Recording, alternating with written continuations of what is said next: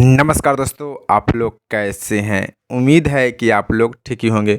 तो दोस्तों, आप लोगों को बता दी कि खेसारी लाल यादव जी और अम्रपाली दुबे जी के सुपर डुपर हिट फिल्म डोली सजा के रखना, जो कि आज दूसरा दिन सिनेमा घर में चल रहल बा।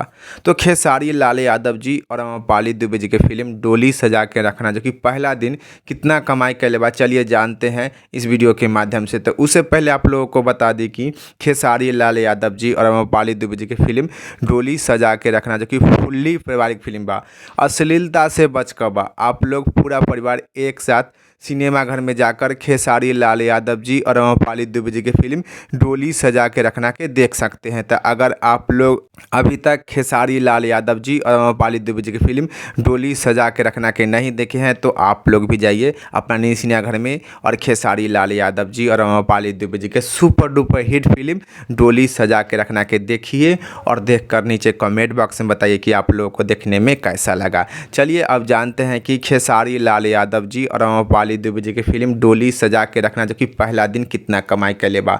तो खेसारी लाल यादव जी और अम्रपाली दुबे जी की फिल्म डोली सजा के रखना, जो कि पहला दिन 15 लाख रुपया कमाई कैले बा बिहार और झारखंड के सिनेमा घर में।